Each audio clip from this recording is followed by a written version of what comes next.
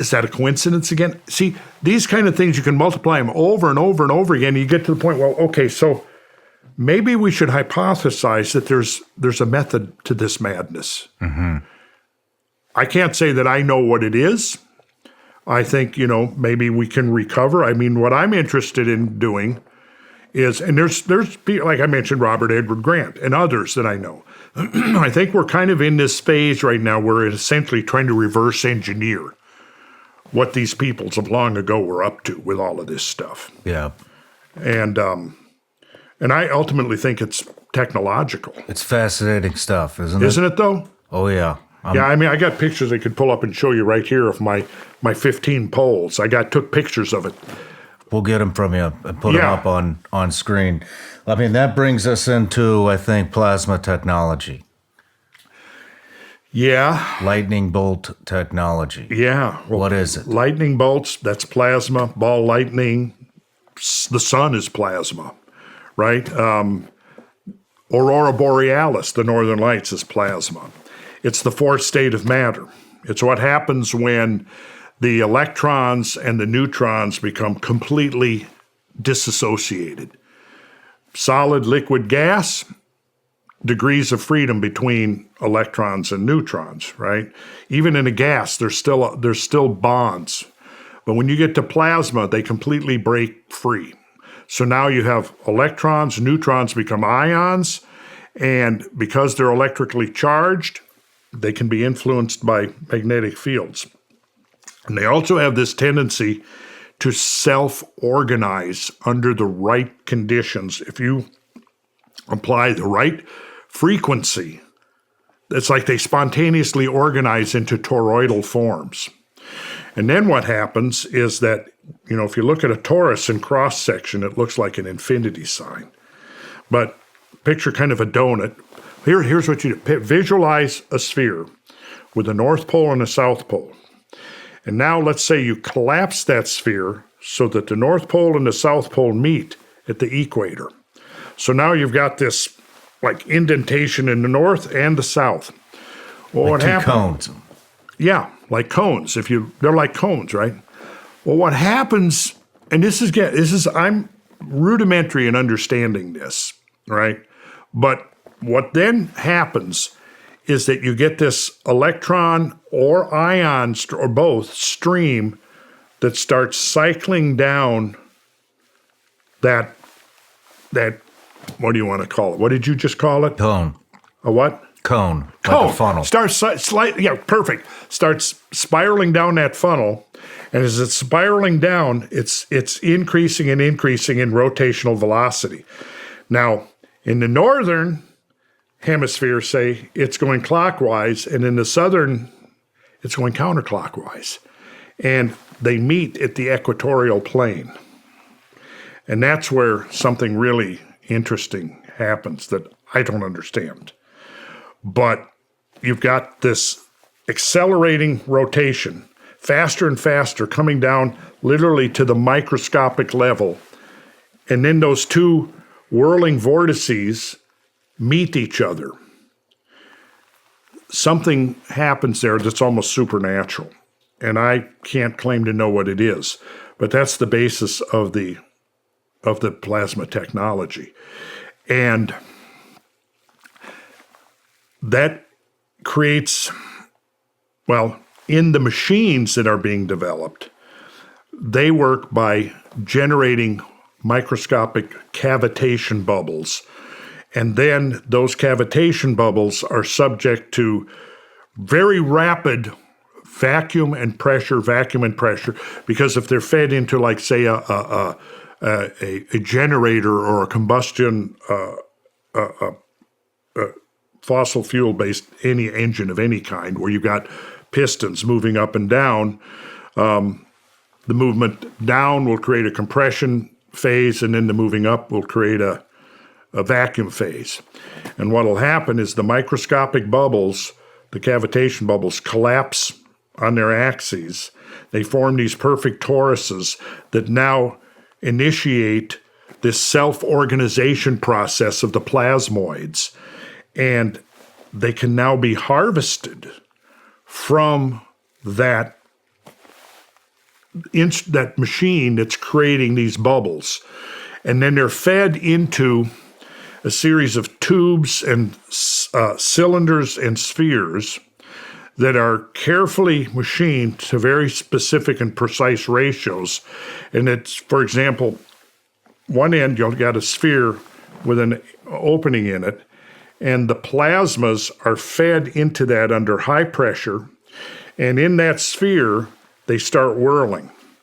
And there's a thing that's, and I'm still trying to understand how it works, the Hilch vortex tube, which can actually create two vortices, one whirling one way, and then another one inside it whirling the other way.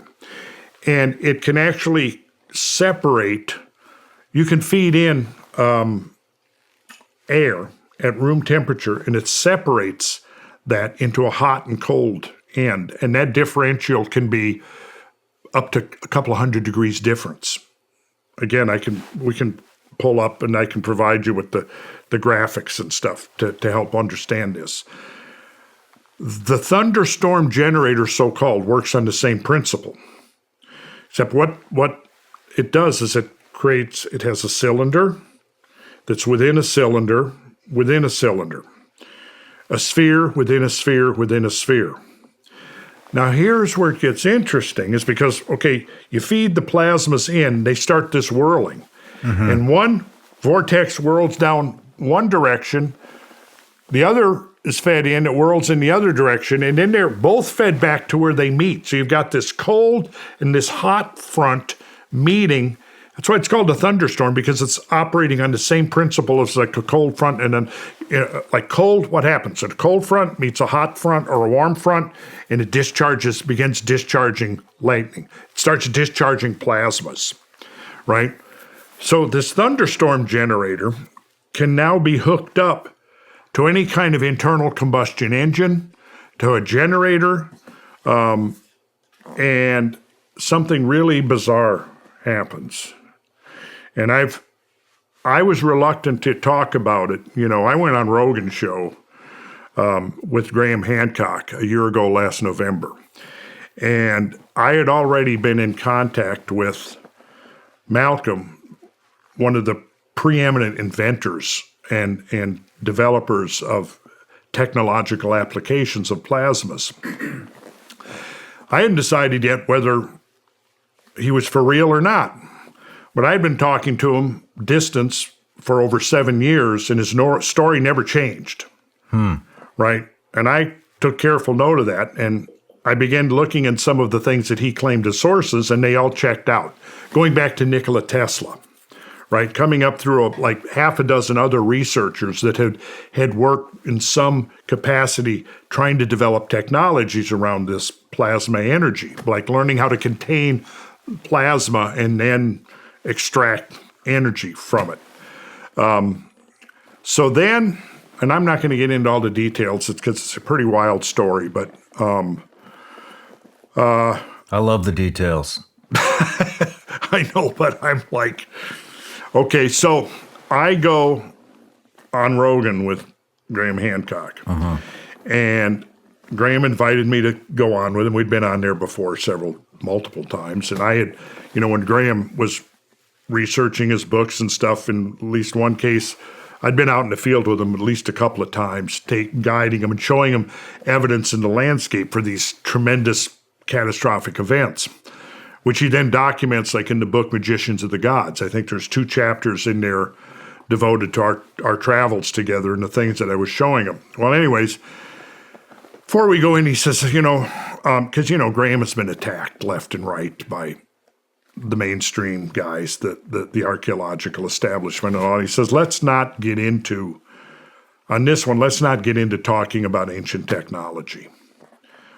Okay, if you don't want to, I'm fine. I'm happy to talk about mass extinctions or giant floods or asteroid impacts or whatever. I'm sure, yeah. Well, then the issue came up of the ancient builders and how they moved 200-ton stones. So Joe is like, well, did they have some technological means? And if you go back and watch that November show from, like, they kind of like both look at me. Well, wait a minute now. Like, I'm thinking, I just said I was not going to talk about that, right? So I was evasive. But Joe, you can like, you'll see, like I'm trying to not talk about it. Joe. No, whoa, come on. What do you know? So I mentioned that, well, I'd been talking to this inventor for about 7 years, and he's been developing these technologies using plasma, and it's frequency-based, right? And at this point, I already knew that the thunderstorm generator, and I'll show you pictures of one now that's been retrofitted on a 300 kilowatt generator on a substation outside of London. And they're testing the damn thing. And it works. It does what it's predicted to do, right?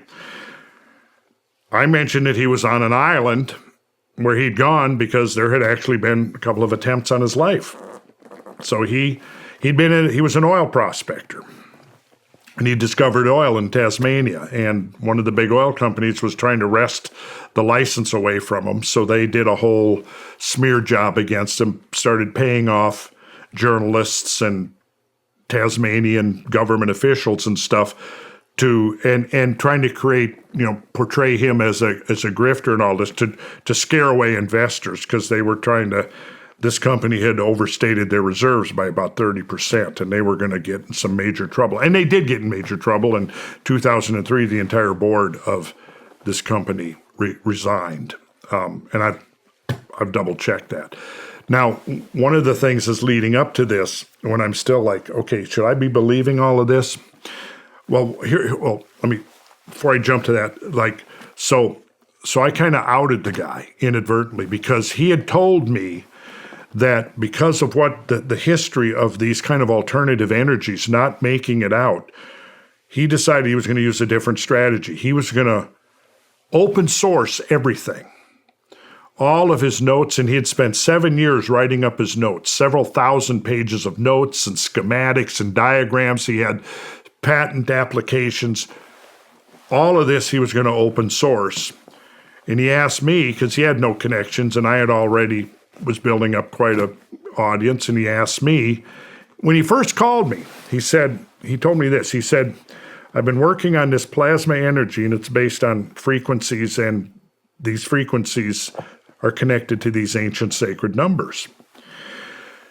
And he said, I watched a podcast, and it was you giving a lecture, and you were talking about ancient numbers, and the numbers you were mentioning were exactly the numbers that I found made this technology work. For example, the ratios of the spheres have to be in the ratio 4 to 3 to 2. And if they weren't in those proper ratios, you didn't get the effect, right? So he's telling me all of this and said, the reason I'm reaching out to you is because I'm thinking you're probably one of the only people in the world I can talk to about what I'm doing. Well, I'm honored if this is all real. Well, so after I'm on Rogan, I outed him. Now, he was off traveling somewhere, and he got so freaked out, he never went back to his laboratory. He came right over to America. And I was scheduled. Now, this would have been November, a year ago, November. So I also mentioned the car manufacturer Mazda, who had expressed interest in the technology. Now, I don't think they've gone forward with it, but at the time, I didn't realize, because I thought he'd given me the green light. I'm going to open source it, so, I'm going to put it all out there. Yeah. Okay, so turns out that he had and his small group of potential investors had signed a non-disclosure agreement with Mazda. And here I am on Joe Rogan shooting my big mouth off, innocently blabbing away. So, like the next day, within a day or two, I get a call from Roland Perry, who was probably Australia's best-selling author, and he's also an investigative reporter and has some pretty high-level connections with Australian intelligence and so on. I get a call from this guy, and he's telling me, well, you just outed Malcolm, but it's cool. It's going to be okay, because don't get freaked out, So one of the high ups, a guy who was with fellow who has a international passport with World Bank. He was one of the people who were involved in looking at this technology. I didn't realize this. He had jumped on a flight and immediately went to Japan to do damage control from me shooting my big mouth off. But it turned out okay, I guess, because within a few days their stock went up. Very apparently. Interesting. Yeah. But so he came to America. I had scheduled to go down to do an interview with Tucker Carlson. So I went down to his studio in Florida, Boca Grande, just south of Sarasota. I was in the hotel there, and the inventor shows up, Malcolm, he shows up. So I stayed a few extra days. We went through a lot of stuff. I left, went back to Atlanta. He stayed on. It turned out he went and got a room in a beachfront resort. And it turned out the manager of the place was a Randall Carlson fan. So he gave Malcolm the run of the place. And a lot of it, they had a restaurant and all this there that had closed down during COVID. So he gave Malcolm the keys, said, use it for whatever you want. So we set up like a mini podcast studio in there. And we then had an interview with a man by the name of Com Carpenter, who is the founder of the India Foundation, which is a liaison between the French government and the Indian government. So we had this interview with him. He took this information to the Indian government, and they were very interested in it. So now I'm going to skip some of the details, but fast forward to last summer. Now, okay, so Joe asked me to come back on to talk about the technology. So we agreed that I would come back in February.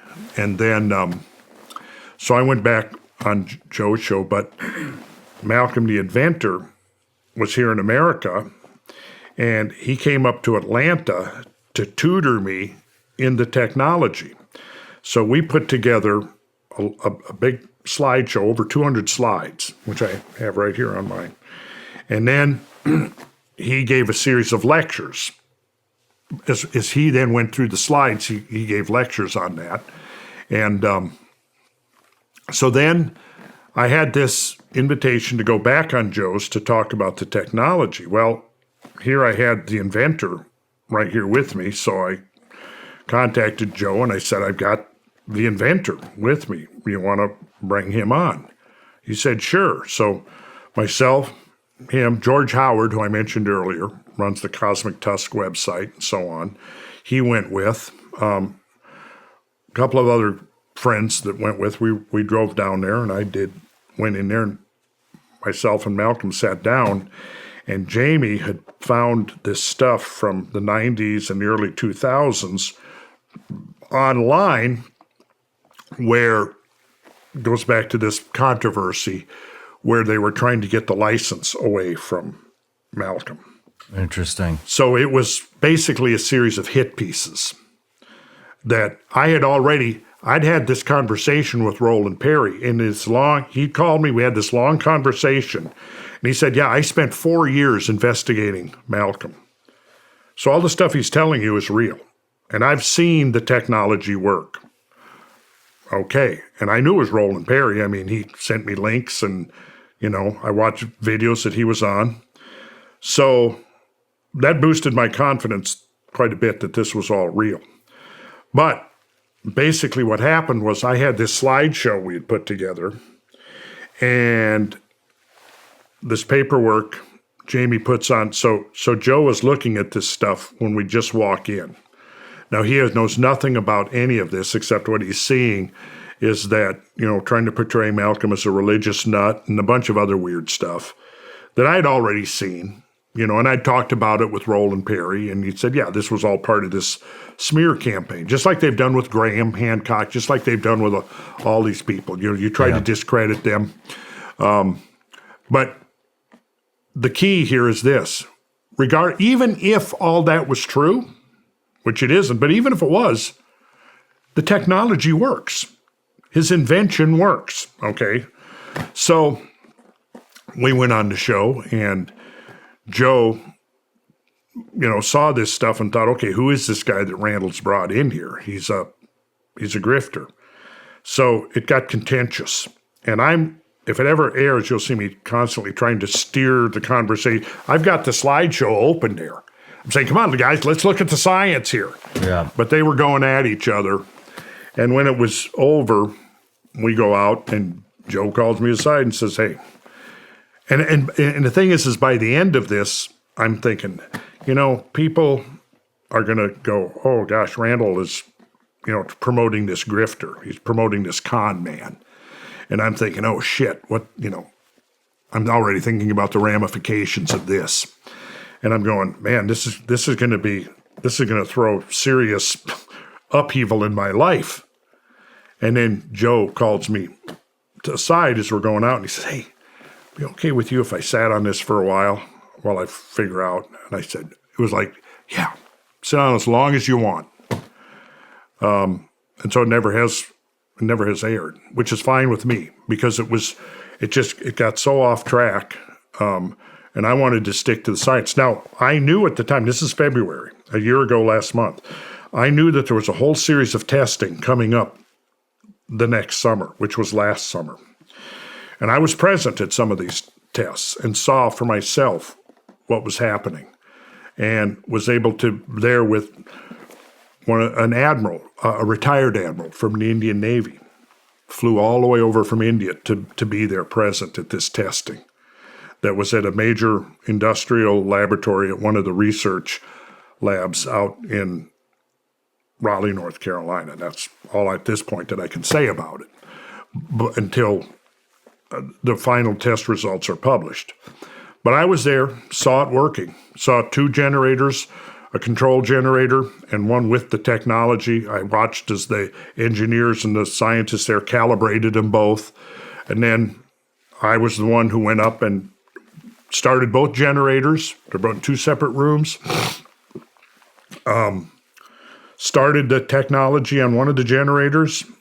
And so we've got readouts. We've got gas analyzers there, probes going up into the exhausts of the generators. We've got a couple of guys there with mass spectrometers hooked up. So we've got multiple ways of determining what's coming out of the exhaust pipes of these 2 generators, right? Yeah. I go up there and I flip the switch on the one that has the thunderstorm, I'll call it the thunderstorm, the plasma generating retrofit to it.